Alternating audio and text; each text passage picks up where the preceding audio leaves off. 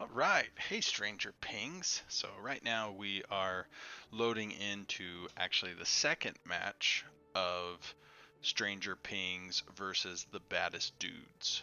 Now, I missed a lot of this one, but I have watched the stream uh, video since. Thank you, Akimbo, for streaming it and having it show up there.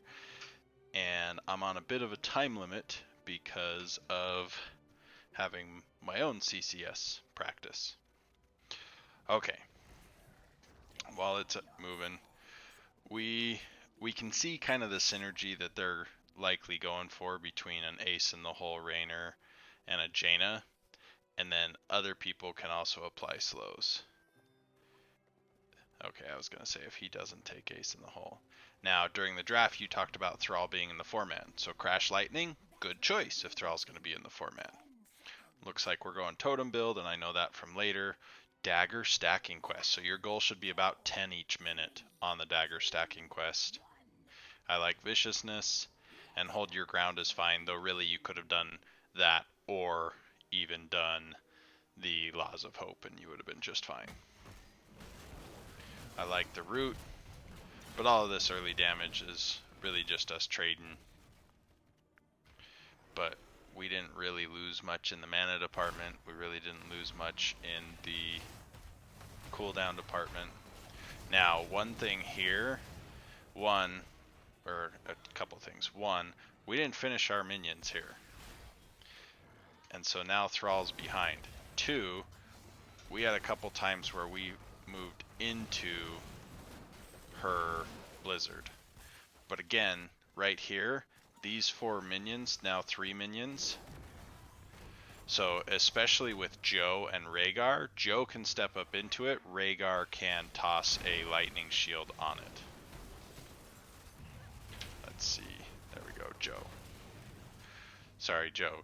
Johanna versus Joe, our friend playing Cadet. But you can see right now we're even here, but they're getting to the rotations sooner than us. We took a lot of damage there. But we're not dead. So here, we can rotate through here, and a lot of times Johanna can even position over here during that. But we're trying to rotate just before it's actually done. So Joe could position either in the bush. See right there, we put the lightning shield on, Joe was there. Ooh. But we seem to be having a little bit of trouble with picking up some of our gems. So now we've captured the front of the rotation. And Who are we talking to? Stranger Pings. Oh. I told him I've got practice here in a little bit, so I'm a little time crunched. But now we're sending 2 people back. While I don't hate the idea of going for the camp, we're losing too much soak here. A whole wave is worth more than the camp, and they've forced us to back, which isn't the worst thing in the world, but we want to try to catch as much as we can of the minion wave still, while we have 2 people backing. And maybe we don't have 2 people back, maybe we only have 1 back at a time, and try to keep going. Now here is the first spot that I hate Rhaegar's build, and that is Moosebrow. You took the healing totem instead of Stormcaller. Stormcaller fixes all your mana issues. So if you're experiencing mana issues, you'll get more done with Stormcaller than with healing totem. Now let's see. Okay. So Wesley, a tip for your dagger stacking quest. Get the 3 stacks and then throw the dagger, because it will start stacking on everybody at that point.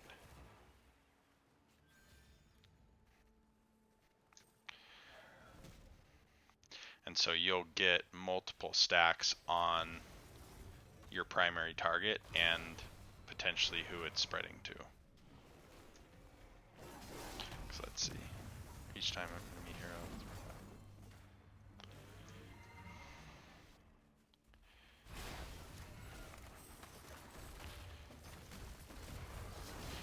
An unstable poison, I would say, is actually the weakest of the 3 at level 4.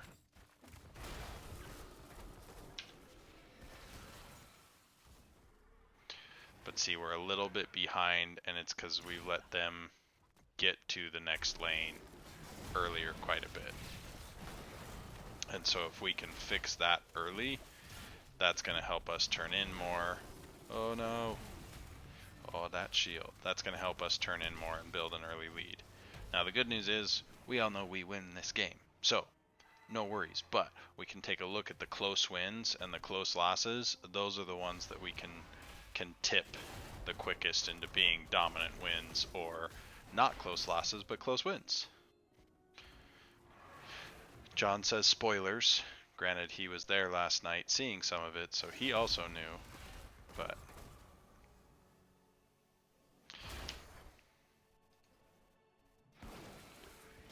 so don't be afraid to tab and see who's got what, especially on their team, because it's nice enough to always show you the other team. So they get theirs first, no big deal. They are a little bit ahead.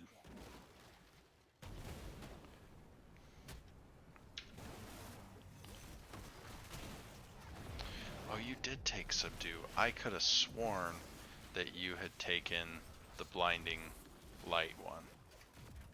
And I was just like, why? You're not getting enough value with it just being Rainer. So Subdue is much better. I like that. For Thrall, take either Maelstrom Weapon or Ancestral Wrath, because Maelstrom Weapon turns you into a bit of a tank buster, and Ancestral Wrath gives you a good heal. Follow through is nice, but you're going to get more out of the others. Ancestral Wrath can be a tank buster and a heal, which is nice, and it just gives you one more ability to do damage with, which can kill a fleeing enemy.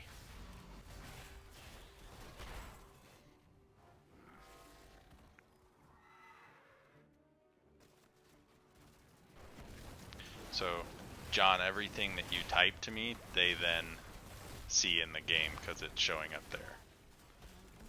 So you could just say it too. So we defended top. I didn't know if you were streaming or whatnot, if you were in party chat. I didn't know what was going on. No, I'm just talking to them as I record it. Okay, we're gonna speed this up. We defend, they don't get anything really off of this. We're trying to play safe up here.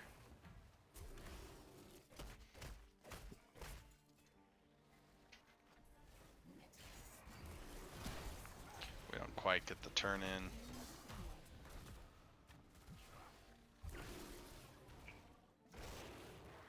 We're still playing this dangerous dance. We do get away safely. They're 10. Akimbo says get the camp. And we get the camp. They're going to turn in. I would say we did not need all 5 of us at the camp. We do this all the time too at CCS. But if Greymane, for example, could have kept pressure on bottom or even gotten bottom camp. I started having bath. I put the... So, I think that was John's son.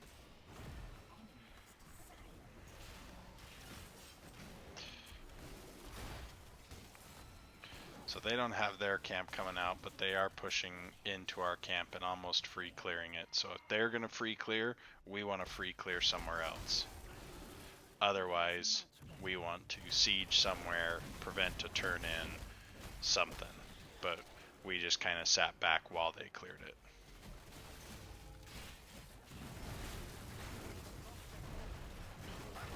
Boom. Love the sundering, by the way. Great work. You had multiple good sunderings this game. We clear bot. So now we've got turn in, darn near double turn in. If this map is, or this yellow is still on the map, we know they're on it. So it gives away their position. But it means that they're going to have a mid defend pretty easy. We got Zergo looking for a flank, or Zigo. So Paradox taught me a good interrupt for his ult. So you're condemned there. You're going to see him start staggering, and then he's going to start going up into his Storm Earth Fire. When you get him about halfway through his stagger, and you'll see it because it procs a visual change on Chen. When you see that, that's when you hit condemn. You're going to interrupt his Storm Earth Fire, and it's going to go on cooldown for 10 seconds, which now means all the damage he was trying to sneak away from, he's going to take. Yeah, I hated the ETC stage dives this game, and you guys punish him a few times.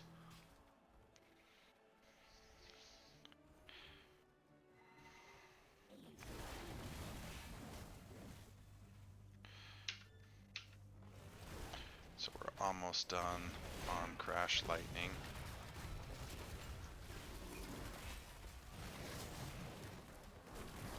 Yeah, Wesley, for now, I want you to try to practice getting 10 stacks a minute. If we can't get to at least 8, you got to switch to Q build instead of W build until we feel that we're polished on that. Now you guys are winning, you're doing great. I'm not trying to attack, but until we can get to at least 8 stacks a minute, we're dropping W quest for now. Get the double turn in, I like it. Akimbo, you're really low right here, and your tap is up. So while the web weavers are spawning, we could have kept dancing, had Akimbo get, there's no well. Had Akimbo either back all the way or tap. See, so right there, boom. And it's okay for you to hold condemn if that's gonna mean Chen dies. That one ability condemn can stop him and can kill him. And Storm Earth and Fire is a very long cooldown, which is matching its potency, but let's just bear that in mind. Again, that's something I learned from Paradox this week. Him watching one of my videos against a Chen. I hate Chen, but you know, that's okay. Alright, we're gonna speed this up. So we were ahead before those deaths top. We're dancing around, we're taking camps. I really liked that anchor, by the way. They took bottom camp, we scared them off. Ooh, right in here, this is one of my favorite moments. So, Akimbo starts saying, I want Lily, I want Lily, I want Lily. We're down talents. And boom. Man, I love that. Unfortunately, Storm Earth Fire's coming back up. He's running away so that he can get that cooldown. But we got Lily's dead. We saw the water elemental die. We know that they don't have the opportunity for at least 2 cooldowns. Boom, we go up here. Now, we could have sent one person back to clear bottom and been okay. I would say that one person probably needs to be Sylvanas. Out of having Thrall and Greymane and Rhaegar, they can do decently to the boss while Sylvanas clears bottom. That all being said, it works out. Okay, they get bottom cannon towers, but we get bottom fort. So, speed this up again. We run down here and clear, we get a great fight, and we kill Jaina for it. And ETC just about got himself killed too.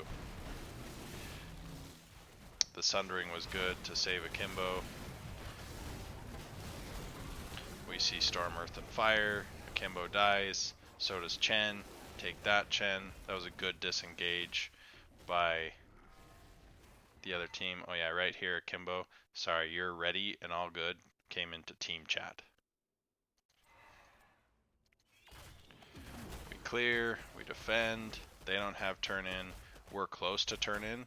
So what we want to do here is just soak our gems. And we want to do it relatively safe and probably as 5. So they could have punished Cadet here and he's playing relatively safe, but not perfectly safe, they totally could have punished him. Thankfully, they came down here. We made a call. They chickened out. Boom, we took the camp. But now we have turn in and a camp, and I think you're about to have another fight you win. Let's see. Yeah, wreck the Chen. Hate that jerk.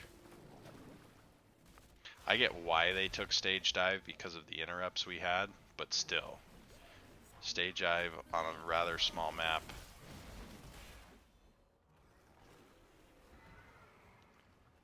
Yeah, I don't hate their build. Actually built very standard, but the stage dive hurts. So here, as we were running, we could have cleared this mid and kept going, and we still wouldn't have beat the web weaver there. Yeah.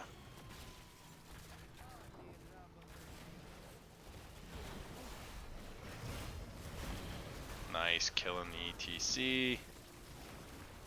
Okay.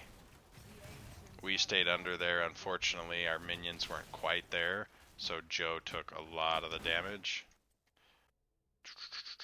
See, even a little bit there.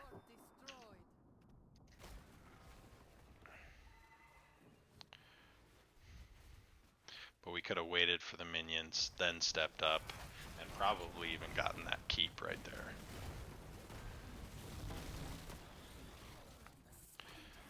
We see Panda Pals, we run away. Fantastic. He just burned a 2-minute cooldown and got nothing for it. Nothing! Okay, speeding this up again. So here, we're fairly even on structures. They've got a little bit of a lead. We could have more aggressively... Oh yeah, I loved this positioning here.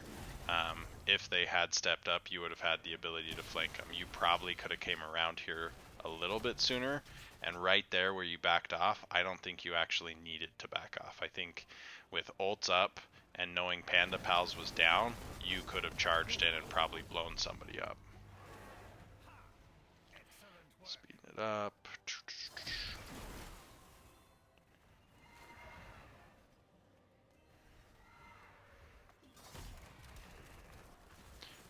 Yeah, we don't have to show everybody stupid Panda Pals. I thought the fact that we all got away alive and we saw them burn multiple ults there was pretty good. So they're going to keep dancing. We've got a camp bottom that's pushing in that's going to keep that. I like the ping of the ult. Here they are. Oh yeah. Oh yeah. This is one of my favorite. This is my second favorite moment because we already talked about the first one.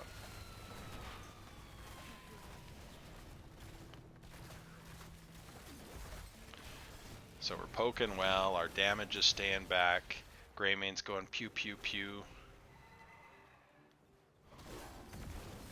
We get this cleared. We see them re-engage, and Akimbo's like, all right, it might be stupid, but I'm doing it.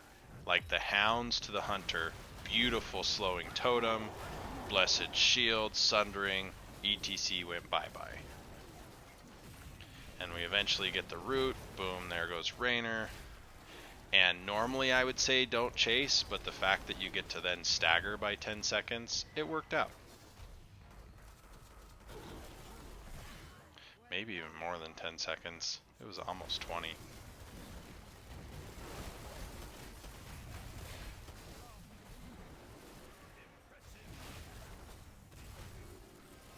Yep, good job getting as much minion as you can.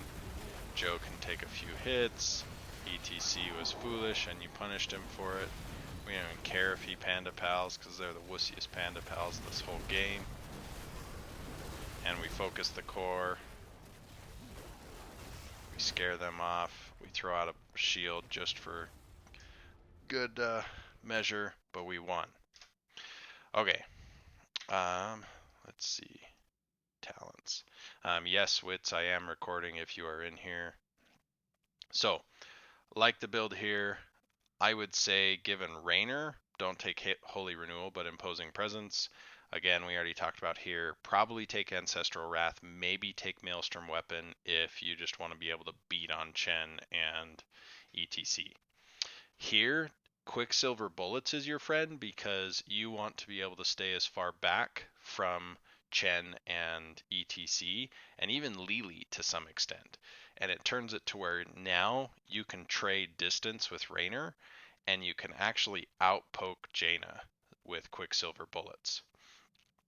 Again, we're going to work here. If we can get this up to 8 per minute, we get to keep it. If not, we're going to switch to Q build and murder people that way. I really liked the totem build. The one thing that I would change on your whole gig is right here to Stormcaller, because that will fix your mana issues, especially early. But the main thing on this one is that early soak. I'll try to find you all an example on that. But great job overall. I was excited to see you guys win. Nice.